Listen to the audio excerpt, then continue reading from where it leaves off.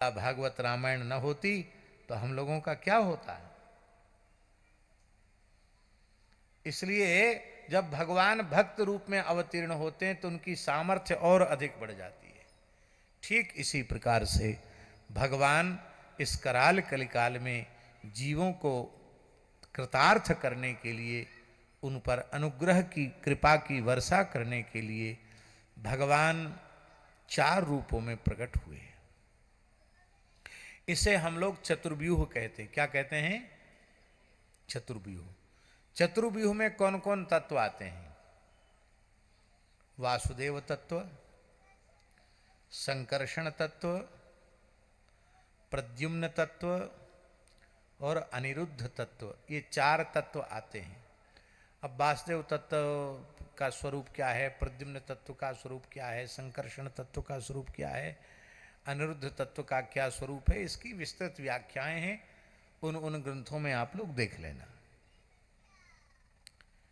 पर वे साक्षात वासुदेव तत्व जो नित्य गोलोक विहारी श्री कृष्ण हैं, राधा रानी के मादनाख्य महाभाव का आस्वादन करने के लिए और केवल मनुष्य नहीं, कीट पतिंग पशु पक्षियों को भी प्रेमदान करने के लिए और स्वयं राधा रानी के महाभाव का आस्वादन करने के लिए वह वासुदेव तत्व ही श्री गौर हरि के रूप में प्रकट होते हैं।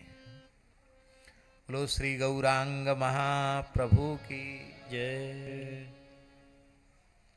संकर्षण तत्व, जिसे बलदेव तत्व कहते हैं, ये संकर्षण तत्व ही श्रीमन नित्यानंद प्रभु के रूप में प्रकट होते हैं। गौर कृपा, गौर प्रेम, उसके प्रदाता श्री नित्यानंद ही हैं। श्रीपाद नित्यानंद की कृपा नहीं हुई तो आप गौर कृपा के पात्र नहीं बन सकते।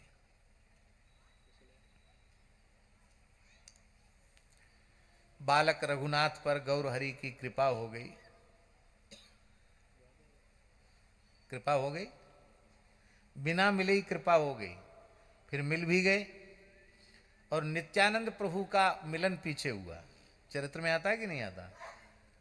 तो चोर चोर कह करके उन्होंने छाती से लगाया कि गौर गौर प्रेम तो मेरी संपत्ति है, मेरे निकट आए बिना तुझे गौर प्रेम की प्राप्ति कैसे हो गई।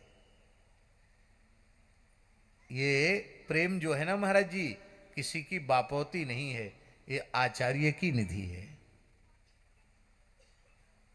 विचार करो कि अनन्य रसिक नृपति श्री स्वामी जी का जो दिव्य उपासना का रस है, जिसके लिए कहते हैं कि रमा भी ललचा रही हैं, उमा भी ललचा रही हैं, ब्रह्मादि देवताओं को भी वो सुलभ नहीं है। कहाँ तक कहें गोपी जन भी नहीं वहाँ, माने वो भी लालायित हो रही उस रस के लिए। अब सोचो कोई इतना दुर्लभ है और तुम कलयुग में पैदा हुए हो, कलिमल ग्रसित जीव हो, तुमको वो रस कैसे सुलभ हो जाएगा? जब इतने बड़ों बड़ों को दुर्लभ है तो तुम किस खेत की मूली हो भाई। इसलिए श्री स्वामी बिहारन देव जी ने कहा, नित्य बिहार नित्य सिद्धन को तू काहे को मूड मुड़ावे। नहीं, ऐसे कलिमल ग्रसित जीवों को भी रस प्राप्त होता है। कैसे? केवल और केवल आचार्य चरण की कृपा से, स्वामी जी की कृपा से प्राप्त हो जाता है। यही बात है कि नहीं?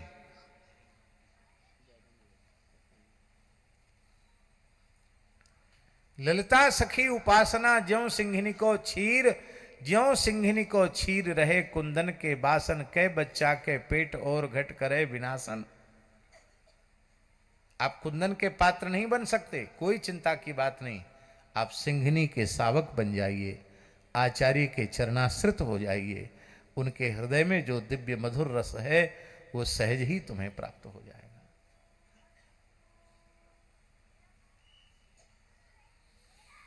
इसलिए भगवत प्रेम आचार्यों की निधि है। आचार्य तत्व ही बलदेव तत्व है, गुरु तत्व बलदेव तत्व है। तो ये तो 2 तत्व हुए और चौथे तत्व हैं श्री प्रद्युम्न तत्व। भगवान से अलग नहीं है, न प्रद्युम्न भगवान से अलग है, न अनिरुद्ध भगवान से अलग है, क्योंकि चतुर्व्यूह साक्षात भगवत रूप ही हैं। एक ही परब्रह्म परमात्मा चार रूपों में, ऐसा समझो। एक ही परब्रह्म परमात्मा वासुदेव, संकर्षण, प्रद्युम्न और अनिरुद्ध के रूप में है, ऐसा समझिए। वह श्री प्रद्युम्न जी महाराज कलिमल ग्रसित जीवों के ऊपर कृपा करने के लिए श्री श्यामानंद प्रभु के रूप में प्रकट होते हैं। बोलो श्री श्यामानंद प्रभु की जय। और श्यामानंद जी के शिष्य के रूप में चतुर्व्यूह में जो अनिरुद्ध तत्व है वो रसिकानंद प्रभु के रूप में प्रकट होते हैं, जिनको भक्तमाल में रसिक मुरारी कहा गया। और एक विशेष बात हम आपको निवेदन करें, जैसे श्री चैतन्य महाप्रभु सदेह श्री जगन्नाथ जी के श्रीअंग में विलीन हो गए, ऐसे ही रेमुणा गांव में क्षीरचोरा गोपीनाथ जी के श्रीअंग में श्री रसिकानंद प्रभु सदैव विलीन हो गए। केवल उनकी कौपीन, उनकी डोरी, उनकी पादुका रह गई, उनके पुष्प की, उनके वस्त्र की, कौपीन की समाधि दी गई। वो समाधि है और उनकी पादुका जी आज भी विराजमान है। आज भी उनकी वह कुटिया है जिसमें बैठकर भजन करते थे। इनमें ही प्रतिष्ठित हैं रसिकानंद प्रभु। क्या कहना, ये सतयुग की घटना नहीं है, ये कलयुग की घटना है।